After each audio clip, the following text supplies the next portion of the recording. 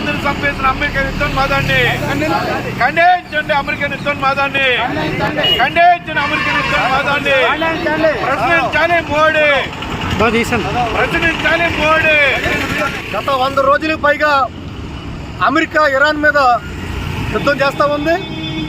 నిన్న అమెరికా సైన్యం మన భారత దేశానికి సంబంధించినటువంటి నౌకా సిబ్బంది నౌకల మీద దాడి చేయడం జరిగింది. 3 భారతీయులు ప్రాణాలు కోల్పోయారు. దాంట్లో మన రాష్ట్రానికి సంబంధించినటువంటి పట్నాల సురేష్ యువకుడు, ఆయన కూడా ఇంజనీరు, చీఫ్ ఇంజనీరు, ఆయన కూడా ప్రాణాలు కోల్పోవడం జరిగింది. అంటే అమెరికా దుర్మార్గ వైఖరి మన భారత నౌకా సిబ్బందిని కూడా ప్రాణాలు తీయడం అన్నది జరిగింది. దీన్ని మన భారత ప్రజానీకం అందరూ కూడా తీవ్రంగా ఖండించాలి, అమెరికా దుశ్చర్యని నిరసించాలని చెప్పేసి ప్రజానీకానికి విజ్ఞప్తి చేస్తున్నాం.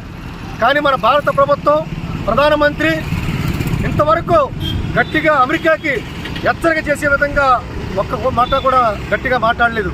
ఇప్పటికీ ఈ 4 రోజుల కాలంలో 3 సార్లు మన నౌకల మీద, మన సిబ్బంది మీద అమెరికా నౌకాదళం దాడి చేయడం జరిగింది. అనేక మంది గాయపడ్డారు, కొంతమంది గల్లంతయ్యారు, చివరికే 3 ప్రాణాలు కూడా కోల్పోవడం జరిగింది. అంటే అమెరికా ఎంత దుర్మార్గంగా మన దేశం పట్ల, మన నౌకా సిబ్బంది పట్ల దుర్మార్గంగా వ్యవహరించిందో అర్థం చేసుకోవచ్చు. ఇదేమీ కూడా ఆయుధాలు ఉన్నటువంటి ఓడలు కావు, సైన్యం ఉన్న ఓడలు కావు, కేవలం చమురుతోటి ప్రయాణిస్తున్నటువంటి నౌకల మీద కూడా అమెరికా సైన్యం, అమెరికా నౌకాదళం దాడి చేసి చంపివేయడం అనేది జరిగింది. కాబట్టి ఇటువంటి దుర్మార్గ చర్యల్ని ఖండించాలి. భవిష్యత్తులో పునరావృతం కాకుండా ఉండాలంటే అమెరికాకి గట్టి హెచ్చరిక కింద మన దేశం హెచ్చరికను జారీ చేయాలి. గతంలో ఇరాక్ దాడిలో కూడా ఒక నౌకా సిబ్బంది, ఒక నావికుడు మన చనిపోవడం జరిగింది. అప్పుడు మోడీ గారు ఇరాన్కి గట్టి వార్నింగ్ ఇవ్వడం జరిగింది. ఇరాన్కి ఏదైతే గతంలో చెప్పామో అదేవిధంగా అమెరికాకి కూడా చెప్పాలి. కానీ ఇరాన్ జరిగినప్పుడేమో గట్టిగా వార్నింగ్ ఇచ్చి, ఇవాళ 3 చనిపోయినప్పుడు కూడా ఒక్క మాట కూడా మాట్లాడలేకపోతున్నారంటే అమెరికాకి మోడీ ప్రభుత్వం, మన భారత ప్రభుత్వం ఎంత దారుణంగా లొంగిపోతుందో దీన్ని బట్టి అర్థమవుతా ఉంది.